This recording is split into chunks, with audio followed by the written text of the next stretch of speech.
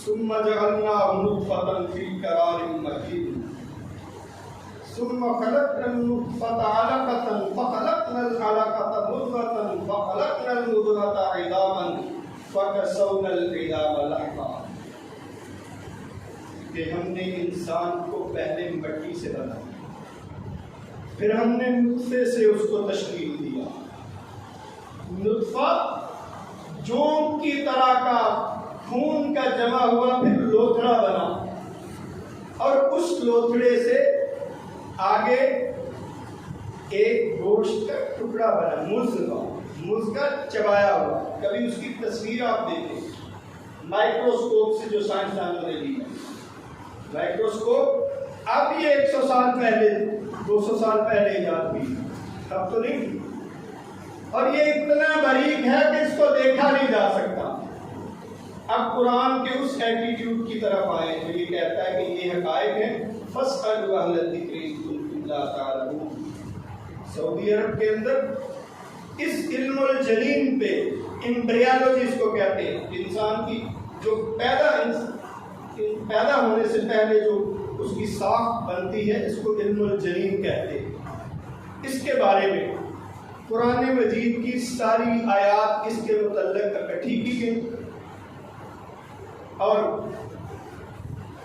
دنیا کا وہ سائنسدان، وہ ڈاکٹر جس کو اس کا علم تھا، اس کو بلایا گیا. ڈاکٹر کیتھ مور، ٹورنٹو کا رہنے والا، کینیڈا کا شہری، اس کو بلایا اور کہا گیا کہ قرآن مجید کی یہ آیات تمہارے علم کے بارے میں یہ کہتی ہیں، تم بتاؤ کہ یہ سچ ہے یا غلط ہے. اللہ تعالیٰ کی قدرت پہ قربان جاؤں. اس نے کتاب لکھی بیفور وی بورن، ہم پیدا ہونے سے پہلے کیسے تھے. اس کے اندر علاقہ کی تفسیر اس نے وہ تصویر نہیں لکھی، نہ اس کو پتہ تھا علاقہ کیا.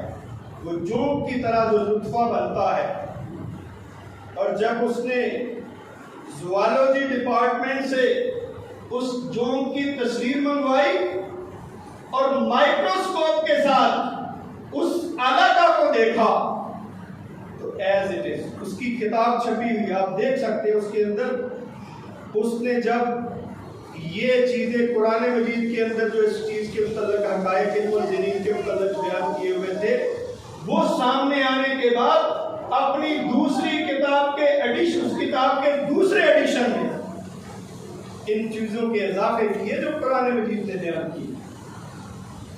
اور جب اس نے پریس کانفرنس کی تو ایک صحابی نے سوال کیا کہ کیا آپ سمجھتے ہیں کہ اس وقت جب یہ قرآن مجید نازل ہوا تھا 1400 سال پہلے، ہو سکتا ہے کسی عرب نے تحقیق کی ہو.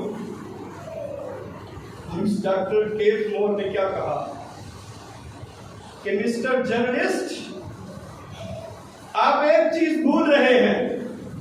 وہ چیز کیا ہے کہ یہ جو میں نے فلم آپ کے سامنے ساری چیزوں کی چلائی ہے، نطفہ، علقہ، مضغہ، فکسونا العظام لحما ثم خلقناہ، پھر دوسری صورت میں پیدا کیے. ساری جو فلمیں میں نے آپ کے سامنے چلائی ہیں نا، یہ مائکروسکوپ سے لی ہوئی ہیں. اور مائکروسکوپ تو 200 سال 300 سال پہلے جا رہی ہے. اس وقت کون تھا مائکروسکوپ سے اس کو دیکھنے والا؟ اس نے دوسرا سوال کیا. ہم نے اس کتاب کو معمولی سمجھا ہے، وہ حقائق جو سائنسدان آج ڈھونڈ رہے ہیں قرآن مجید کے اندر 1400 سال پہلے. اس نے دوسرا سوال کیا کہ آپ اس کی اوریجن کو کیسا سمجھتے ہیں، کہ اس کی اصل کہاں سے ہے، یہ کون لکھ سکتا ہے ایسے حقائق. اور اس نے بے اختیار اپنے منہ سے نکالا تھا کہ یہ اللہ کی وحی ہے.